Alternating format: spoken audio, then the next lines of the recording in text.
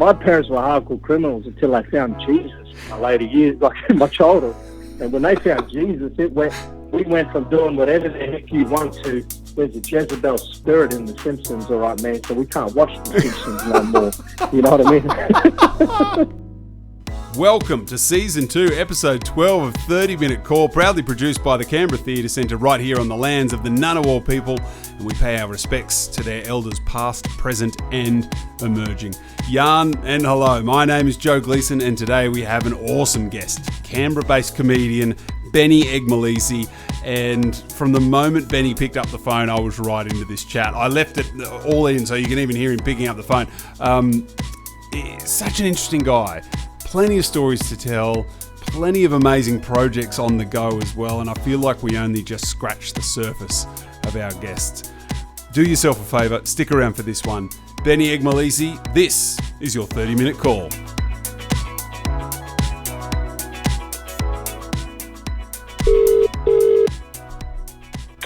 Ben speaking. Benny, it is Joe here from the Canberra Theatre Centre. How are you? Yeah, good, man. Good. How are you? Oh, yeah, good, mate. Good. Have I caught you at a good time for a quick You have. Now, I just podcast? need to give some instruction to my son. I'm in here. Do not disturb until I come out. Love you. All right, there we go. That's as much as all that needs.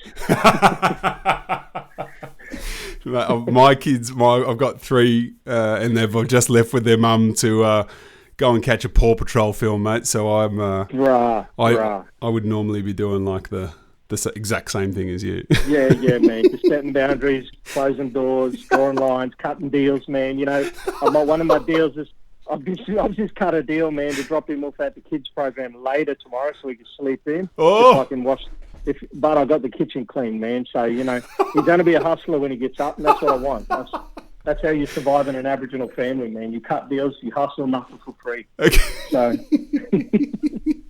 I love it. There's always deals being made somewhere, isn't there? Always, man. I grew up with 8 brothers and sisters, man. Oh. You did not cut deals, man, to survive. That's just the way it is. Wow. Far out, mate. I'm already recording and I'm already intrigued. Can I just launch straight in from there? 8 brothers I and grew sisters. up with four of them, and then 3 of them elsewhere, and then another 2 or 3 were added down the track. Okay. And I've got currently right now 8 brothers and sisters, man. Wow. And there's not a conversation that happens, man, where it's like, hey, man, can you do me a favour? And that in itself. That in itself is an oxymoron, is a joke in my family. Can you do me a favour? That's a laughable line in our family. So where did you come in the order when you were growing up? Where were you in the pecking order? Number one. I had to set the standards, man. Mate. That's why I'm a good businessman. People go, where'd you get your business skills from? Well, A, hustling in my family, and B, everyone in my mum's side of the family are all criminals, so you just learn from them. So, Benny, you grew up out Mount Isa way. Is that where you spent sort of most of your childhood? I spent the majority of my childhood in Mount Isa up to my early 20s, late mid-20s. Yeah. Then I moved to Sydney and spent another 12 years there, and then just moved to Canberra recently, about 2-3 years ago. Oh, okay. How are you liking Canberra? Well, you know, when I first moved here, I thought to myself, that's it. My career's over. You know, I thought my comedy career is dead. What have I done? You got to understand. Yeah, what have I done? You know what I mean? Like, I don't even know if Canberra has any Aboriginals here. I'm just struggling, man. Yeah. So I get here and I realise the Aboriginal community is strong. It's got a great, strong community family vibe here. Yeah. I learned that the comedy scene is an amazing scene, and the comedians here are fabulous. That there's a lot of love here and support, especially for young Aboriginal comedians. Yeah. So, you know, it all flipped on my head, man, like, you know, in the space of a year or two. And it just took time, but I cannot knock Canberra in any way, shape, or form. You know what I mean? Except when the Cowboys come down to play. So then I could pour it on you. Absolutely. Geez, what was it like growing up in Mount Isa? I've never been. It's not exactly on the way to many places I go to. It is just You forget how big Australia is until you go to a place like Mount Isa or up to Cairns. You just go far out. This is a big country, isn't it? Dubbo, yeah. So when you think about Mount Isa, the best way I can explain it is, do you know Parkes? Yes, I do know Parkes. I was there on the weekend, actually, just outside of Parkes. Yeah, brilliant. Well, you know the town that Parkes makes fun of? Forbes? Yeah, Forbes, yeah. Well, that town makes fun of Mount Isa. So that's where Mount Isa is on the pecking order of things, you know what I mean? Right, okay. So when you got Forbes, mate, paying out on Mount Isa, right, that's when you know you're low in the pecking order, man, you know what I mean? So believe it or not, my dad, my real father, is the councilman of Forbes, so one of the councilmen. No way. Yeah, man. So we got quality in the family, no worries, straight up, just like that. So you're from all the best parts of Australia. Oh, mate, I love paying out on my dad because his job is like parks and recreations, you know, like it's to make sure that Forbes swings and monkey bars are happening. Yeah. So that's I love ringing up Dad. Go, hey man, how many sandcastles have you put in? Like, you know, how many sand pits have you put in? You know, like how many seesaws have you erected? You know. Shut up, Benny. Come on. Yeah.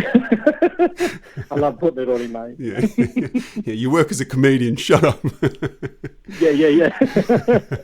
I'm a councilman. I'm trying to do something for this community. All right, Dad. No worries. Okay. Hey, how's that? Have you put that monkey bar kit in yet? You know what I mean? Oh, that's great. So, you're a Mulwally man, is that right? Yeah. So my mum's people is Maori Purawali people. Okay. So my grandmother's side, and my grandfather's side on my mother's side is Kunja mob going up from Burke to Cunnamulla. Ah, right. So that's all my people there. Yeah. But I was raised by my stepfather. Right. And my stepfather's Aboriginal South Sea Island. So from Vanuatu, Aboriginal Vanuatu. Wow. So I acknowledge my stepfather who raised me. I acknowledge his people out of respect for the Mbabran people. Mbabran people raised me. So. Wow, what a rich culture you've got behind you, mate. That's amazing. Absolutely. Yeah. So and then my real father's Maori from New Zealand. Yeah, right. So we got this mixed bag of cultures. And, put it in the chili bin, bro. What are the big differences that you see between that Maori and Aboriginal culture? Not a lot. They're both, when you look at it, I mean, you got to put all your gooses aside, right? Because every culture has their own pocket of gooses who make the rest of us look bad. So right. You got to put all them gooses aside. But in its essence, when it's a gooseless society, what you have is, I believe, the respect factors around elders, the way the culture is handed down. There's a lot of similarities, you know, right. Even all the way down to the socioeconomic issues, you know, that we see, because there have been similar histories and backgrounds in some areas, not in all areas, but in some areas. So I find that there's a lot of positive similarities between our two cultures and the way that we bring each other up culturally, the way that culture's handed down, the respect factor that's in community, and how our elders are revered, you know, that kind of thing. Yeah, that's great. Yeah, there's you can certainly see that from the outside. You can certainly see that, and something that I would like to instill in my children, and have that respect for sort of the elders of our little family, and try and instill that in them as well. I think that's just brilliant, mate. And I think it's funny, like a lot of people, you know, our old people are the storytellers, you know, especially for our Aboriginal community. You know, still a lot of the old people lived in a time where our government wasn't as equal as it was, as we see today. They lived in a time under the Board for the Protection of Aborigines where they were managed by the government, you know, so they hold secrets and stories of a time we would know nothing of. Yeah. And that in itself is precious. Did you grow up with a lot of Aboriginal culture around you, mate, or is that something that you've had to seek out? That's all I grew up. Yeah, right. No, it's all I grew up in is my Aboriginal culture. Great. Yeah, all I grew up in. That's why I say that I'm Aboriginal, you know, before I'm Maori, because I grew up in my Aboriginal culture. I grew up around language. I grew up around culture, understanding process, protocol, Yeah. You know, that's all who I am. Whereas I've had to learn a bit about my Maori side of the culture. Right. Yeah. Have you been to New Zealand a few times, or is it? Never been. I've only been out Really? of Australia once, mate. Yeah. And that was to New York. I thought if I go big, I'll go big. Yeah. So no little stepping stones like New Zealand. Just Yeah. Not a. straight into New York. Yeah. So you know that I've never been, but I do want to go to New Zealand and learn. Yeah. You know, Yeah. cultural connoisseur I am. Yeah. Mate, you've got it all.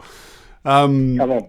You've had an amazing history with your work life as well. You've worked as a drug and alcohol caseworker, a youth worker, worked in Aboriginal and disability workforce development solutions. So, We're talking pretty heavy stuff sometimes, I'd imagine. Yeah, man. Look, that's where I started my career. Yeah. It was drug and alcohol. You know, as a caseworker. You know, sometimes I figured to myself, did I hear my calling right? Was I supposed to work in the program or go in the program? You know what I mean? Like, I wasn't sure if I didn't quite hear the calling right, you know, but that's why I always joke about it. But I started off as a drug and alcohol worker and then started moving into Aboriginal workforce development. You know, there were a lot of targets that the government were putting on government departments, putting on state, federal bodies, start putting on tier one companies. You know, if you wanted to get a contract with the government, you had to adhere to all of these Aboriginal workforce development, you know, KPIs. Right. And this scared everyone. What do I do? How do I do it? What happens if I'm employing Aboriginal? Do I look them in the eye? Do I look them in the eye for 3 seconds and then look at their left brow and then work my way down their nose, you know? Right. There were all of these companies stressing out about how to engage Aboriginal people. Right. And they paid me to come along and just say, hey, listen, just treat us normal, all right? Yeah. Like you would employ anyone else. Most of us want to be treated just with as much respect and dignity as the next person. Yeah. So companies paid me to come along and tell them all this info. Yeah. There were some cultural considerations they needed to make in their policy, but that actually people go, oh, well, why are you making all these changes for black fellas? I said, no. Actually, look at all your Chinese workers. Look at all your Indian workers. Look at all your Vietnamese workers. These people also have the same cultural constraints. They have to go home around funeral times. There's certain, you know, things that need to happen. So then I was helping companies with their policy and procedures and how to better that. It was focused on Aboriginal people, but it helped them in all these different areas with all these different other cultures. And they found that their environment started to become culturally safe in general for people, you know. So I moved into that space and then started up these companies, and here we go. Wow. Yeah, that's cool. When you were working as in the drug and alcohol area and as a youth worker, did you find that it was hard not to take a lot of that stuff home with you? Is that kind of impossible? Look, I think if you're going to be good at anything, you need to emotionally invest into it. Yep. There's a lot of the industry that teaches you not to emotionally invest. That doesn't matter what industry you're in, drug and alcohol or comedy or you're making straws for the, you know, for Coca-Cola to put into their cans. If you're not emotionally invested into it, you're not going to be good at it. You're not going to do great at it. And there's this misconception that if we get into that industry and you don't emotionally invest or you don't care, or you need to create barriers, or then you're going to miss the struggle that these fellas and people go through. You're going to miss it. You're going to miss but people say, well, what did you learn? I said, man, I learned more about me in that space than I did about them. Yeah. You know, because you learn what brokenness is. And when you understand brokenness at that level, then you can understand yourself why we're broken, because that's every comedian's thing. You know, we're all sort of broken in our own way. You know, that's what makes us look at the world differently and judge the world and assess the world differently and see things that other people don't see, because we have this broken view of the world. So it did have a pretty profound effect on your comedy, on your writing, by the sounds of it. Absolutely. Yeah. It helped me accept the brutal nature of humanity. That's what it did. I think ultimately as a comedian, it helped me accept that, because we would joke, but our joking was at a deep level. You know, I wouldn't necessarily rip some of these jokes out here, but, you know, when you're talking about that type of human being that's so broken, and they're talking about their brokenness and joking about the extremities of their upbringing and the extremities of the environments that they were raised in, and they're making jokes about that, you begin to develop an appreciation for brokenness, and you begin to see the world differently. You cannot not sit down with these fellas and sit down and talk life and be the same. You're actually, you're different. You're different when you sit down, and that's why I encourage anybody not to leave our struggling like that hanging out there, not to leave our homeless out there like that, is to get involved and find some way to help our broken, help our disadvantaged, because you're going to be a better human for it, because it forces you to look at the world differently. You know? Well said. Were you a dad before you got into the drug and alcohol and the youth worker stuff? Yeah, I was a dad. I became a dad during it. Right. And that's where it got interesting for me. Yeah.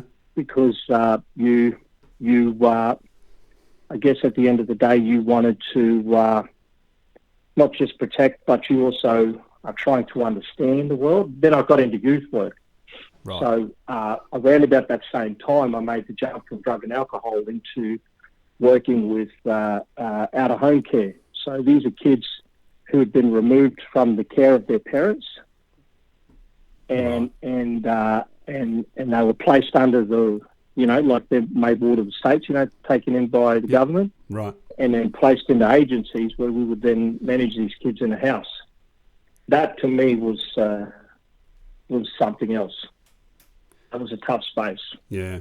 Because you had your own child, but then you're dealing with these children that are neglected the way they've been neglected. And it was tough. Yeah. Did that make you a pretty strict dad, do you think, or? No, hell no. I don't think. I think your upbringing determines how you are as a parent. Yeah, right. Not necessarily the type of employment you're in. Yeah. I remember speaking to a guy. He was still fiery today. He said, one of his jobs was pulling people out of tragic, accidents, and he saw one with a pregnant woman, and that really shaped how he was around his wife when she was pregnant. He said, I had to go back and get counselling because I projected that onto her, and that changed me as a father. Like, I've never had a situation like that, but it does happen. Yeah. How many kids have you got, Benny? I've got one son. He's 9 years old, right? So he's about 40. For most parents who know that. I've got a 40-year-old, Andrew. 40, 41. So knows everything, all right? Yeah. As long as he's got Nerf guns, they're pretty happy. Right. Pretty chilled. Yeah. And he's watching kids' YouTube all day, every day. Yeah, right. Does he find you funny? Does he think you're a funny dad? Yeah, he finds me funny, but, you got to be, as a dad, you got to be like, in my family, right, it's the dad jokes, but in my family, dad jokes are like, he done a knock-knock joke. I don't know how hardcore I can go on this. Mate, you can, as whatever you want. He goes, Dad, I've got a joke for you. He goes, okay, go on, son. And he goes, all right, knock, knock. I go, who's there? He goes, Ligma. I said, Ligma who? He goes, Ligma balls. and I said, and a tear rolled down my eye, and I said, that's my boy. My boy, get out there and start a fight. I love you, man. Get out of there. That's my 9-year-old. And so that's a dad joke in my family where I was raised, right? That's, it's none of this what's green and sings Elvis Parsley. Nah. That's my wife's side of the family. Yeah, right? That's them. That's not Benny Eggmolesse's Aboriginal side of the family. Hell no, That's brilliant. It's like, knock, knock, who's there? The police. That's my family, man. Yeah, right. You spoke to the ABC about what makes a good dad joke, actually. Did you hear that? And in that interview, you actually said that your first experience of comedy was Eddie Murphy. Are we talking Delirious? That kind of... Mate, we're talking Delirious, Raw. Yep. Were my introduction. See, a lot of people don't like my comedy origins. Richard Pryor and Eddie Murphy. Red hot. Okay. Yeah, wow. Harlem Nights for me is still today the best comedy ever made. Yeah. With Richard Pryor and Eddie Murphy. You cannot get any better than that. That's comedy origins, man. Yeah, yeah. You've set the bar pretty high when you've started at Eddie Murphy, and it's like, where do you go from there? Two of the biggest game changers. So yeah. And then as I grew up, when I looked at sitcoms, Mrs. Bouquet at Keeping Up Appearances. Oh God, yeah. There's Mrs. Bouquet, and then you've got mate, you got Mr. Bean, Red Dwarf. Wow. All of these, man. These are all like comedy origins for me. The Thin Blue Line, Blackadder. Yeah. You were watching a lot of ABC back in the day, mate. Man, that was it, man. Like my parents were hardcore criminals until they found Jesus in my later years, like in my childhood. And when they found Jesus, we went from doing whatever the heck you want to. There's a Jezebel spirit in The Simpsons, all right, man. So we can't watch The Simpsons no more. You know what I mean? Wow. Okay. My upbringing took a real sharp left turn. Wow. In the Jesusville, so that was something else. There you go. God, yeah, man. And are you religious now, or me? Man, I go to church. I don't say I'm religious, man. Like if you come to one of my comedy sets, it's going to work out pretty hard. I'm one of them flexible Christians. You know what I mean? Right. You realise that I'm one of them real cash, chill Christians. Oh, that's a Christian that. When that Jesus died on the cross, like he died on the cross for that dude, that man right there. Every day he died on. I'm the dude that sent him there. You know what I mean? Like right. that's the sort of Christian I am. I love it. I love it. Yeah, so I'm chilled, bro. I'm chilled. Okay. So, Benny, when do you find yourself at your sort of most creative, at your peak creative? Do you recognise that there's a pattern with that, or is it just sort of whenever? Look, man. Everybody writes differently. Yeah. Every comedian writes differently, right? Some write, like they sit down and they carve time out like a good comedian should. They're like very structured. Most comedians that I know will either write on stage, so they'll get up and just rip what they got and figure it out on stage. And that's the more seasoned ones I know do that. For me, I write when I hang out with people. Yeah, right. So I that's when I write. So people don't even know. Like, I might say something funny, and they'll be like, "Oh, that's so funny. Benny just did that off the cuff." And I was like, "No, I didn't, man. I did that to my work colleagues yesterday. I did that to the mums and bubs. I did that to the prayer group on Sunday. Same joke. Not Really? as many laughs, by the way. Not as many laughs." They saw where I was headed with it, you know what I mean? Like, and we shout out appreciation. But it's I write when I'm talking with people and I'm vibing, right? And there's energy and there's content going, and people are laughing, and I go, "That's funny. I haven't heard that joke before."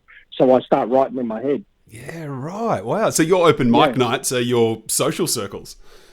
That basically it, man. It's just a summary of all the catch-ups I've had over the previous weeks. Wow. So, one of the jokes I've been working on was an Australia Day joke, and we were joking about, or laughing about, how much are we willing to change in this subject? And I saw a comment where somebody suggested, look, let's change the date to the 1st of January. And everybody was like, yeah, cool. 1st of January, and then this Aboriginal lady, who's my cousin, she stepped up and said, "Oh, that's already public holiday, dickhead," Yeah.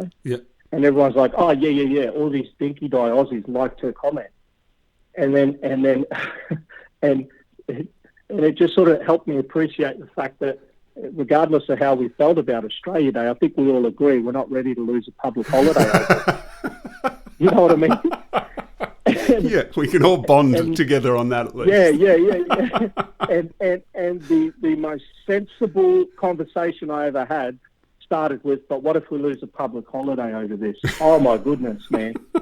I've never seen so many bogans act so eloquent in their, well, old chap, I think it's important we're considered the First Nation people of Australia. You know?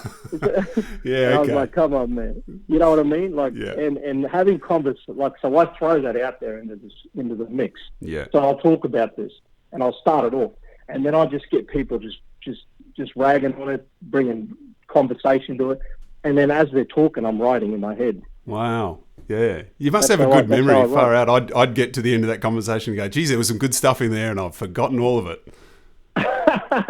A real comedian can write in their head. They Yeah. don't really need pen and paper. Wow. Because it's the structure of conversation. They're wordsmiths, good Yeah. comedians. They're masters of understanding patterns and how they, communicate. They can write it all down in their head. Yeah. That's awesome. Tell us a little bit about your very own production company, Benny. It wants to create change in the arts industry, allowing First Nations people to take control of their narratives through film and TV, live performance, publications, and social justice. It sounds awesome, mate. Tell us more about this. Oh, mate, yeah. Look, we're going to solve world hunger, man. By the time we're done, One company doing it all. Listen. For us, we're 100% Aboriginal owned. Me and my business partner Scotty is a Guni Indi man. I'm a Maori Kodawali man. Now, for a while, what's been going on out there, brother, is you'll see that a lot of production companies and broadcasters take our Aboriginal stories and write them themselves and do not give our mob, our Aboriginal people, the credit for it. Mm. They don't give them what's due, what's owed to them, right. through this process. And that's so important that we remember that, right?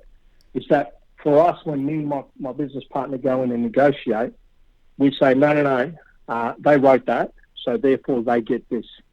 And they need to have control over the content of that, and they need to have sign-off on what happens. And when you engage our people, it's important that you prioritise their stories in this. Mm-hmm. And that for us is what Ice Cream Production's all about. We wrote 2 really fantastic TV shows that we're currently in development for. We've been able to control the narrative of those to make sure that our Aboriginal people are getting opportunity on them. We have found a perfect partner in Northern Pictures. I can't say enough positive about Northern Pictures. They're a non-Indigenous company. They're owned by an Aussie guy. They're an amazing company. Their board are all white, man, like old white. You know what I mean, like white. But yeah, right. but they have been the most fantastic partners. Every time we've sat down and said, this is what's important to our people, they've taken that and prioritised it in every project. Great. And more importantly, they said, look, these projects are so important. Let's go and set another company up where you own the majority of it. We'll own, the 49% of it, and we run all of our projects through that. I mean, that, to me, is ownership when they've prioritised Aboriginal. So it's when we could find the right partnership and demonstrate to Australia, this is what reconciliation looks like. This is what our partnership looks like when our non-Indigenous and Indigenous come together and walk together and show this example. What we can achieve together is more than what Australia can handle. It's incredible. The opportunities that will flow out of these 2 projects are incredible. We're seeing Aboriginal comedians get an opportunity on these projects that I've never seen before. Australia's going to be introduced to some of the best Aboriginal comedians that you've ever seen. So it's fantastic what comes out of it, what's birthed out of it. But we've got everything from that, TV shows, to events management. Wow. Where we put a lot of, which took a nice big kick in the nuts, thanks COVID. Oh, of course, yeah. Probably not too much going on that side of things, but still. Yeah. Yo, I've never done so much online streaming homework in my life. I was like, how's online streaming working? How people making money out of this? It seems like this COVID shit's not going anywhere. So, you know what I mean? I'm like, how does Harry on a jigger-jang make some money out of that? So we've been studying a lot of that, but events management, where we see a lot of Aboriginal artists get an opportunity on stage. We have developed under our, we've just released Ice Cream Productions, our first independent comic book label. Yes.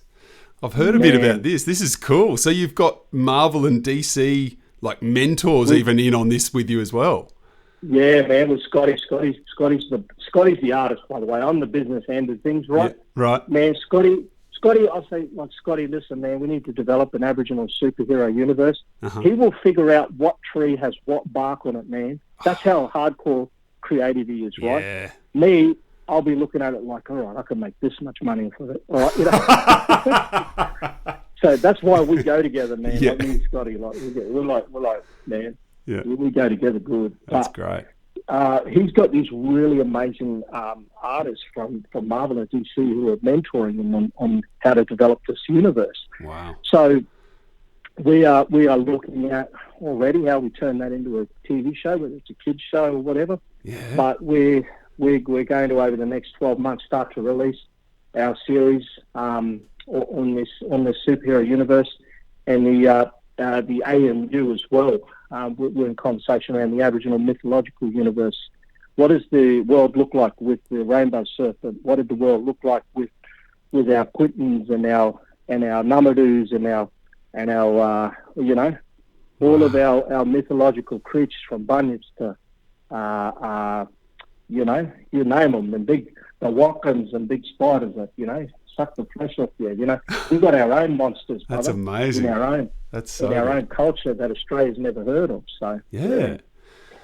Oh wow! I could just hear the passion in your voice about it all, mate. Like this is going to be huge. How good? Well, I'd sit there and watch vampire movie after werewolf movie after vampire movie. Yep. We've got our own things in the dark, man. Yeah. You know. Well, enough zombie films. Let's bring a bit of Australian culture to it. Yeah. Let's bring Australian monsters, man. They are scary. They're the things that our grandmothers tell us not to go out in the dark to see. In fact, we wrote a TV show off of it, man. Really? And it's, yeah, man. We've got a TV show out there that we started to write on. We can't really talk about it, but okay. You know, if this gets out there, man, it's going to be amazing. Okay. You know, so it talks about this stuff. You know, that's what we want. We almost got a scoop there. We almost got a scoop. Almost got a scoop, man. Almost got my backside whacked. You know what I mean? Like, I don't want that to happen. Yeah. Benny, it must be exciting getting back into performing sort of post-COVID. Of course, the big excuse for us to drag you onto our little podcast was, of course, because you're appearing at the Canberra Theatre Centre. This weekend, as we're recording this, October 10, The Gig Economy is the name of the gig, and a whole bunch of other comedians, and of course yourself. Is this going to be one of the first gigs that you've done sort of as we're sort of coming out of sort of easing of restrictions? Yeah. I've done 2 or 3, but I've needed them, by the way. You know, doing stand-up comedy, mate, is not like riding a bike. I don't care what any comedian says, all right? You know, you need that stage time, man, to hone your craft. Yeah, you know, right. It's tough times out there, man. So you know, so let the audience be gentle. Okay. You've got a lot of comedians coming back, man, and they are looking to just rip the stage up, man. Yeah. So I'm really excited, man, to be honest, to be back. I've had enough practice runs, so we're ready to go, man, and awesome. spit some good fire. Yeah, I think there's plenty of people there who are just itching for a laugh and want you to be amazing. So there's going to be everyone in that room behind you, mate, and oh, mate. Yeah, it's going to be really good. I think they're just going to love being out of the house and not watching Netflix, to be honest, man. Like, I just think it's like, oh, wow, this is real. Yes. That's a live stage. It's not on my television. Yeah. Oh, mate, this is going to be excellent. Looking forward to seeing you there. And, mate, I've loved having a chat to you. Thanks so much for taking the time out and cutting a deal with your son to be able to have a chat to us. No, that's all right. My lounge room probably looks like, you know, some horrendous affair right now, but you know, I'll deal with that when I open that slide door. You know. Good luck, brother. I appreciate it, man. I appreciate you reaching out and putting us on. Oh, mate, absolutely our pleasure, Benny. Thank you so much for having a chat to us, mate. Appreciate it, man. Talk soon. Thanks, Cheers. Benny. Cheers, mate. Bye. Bye.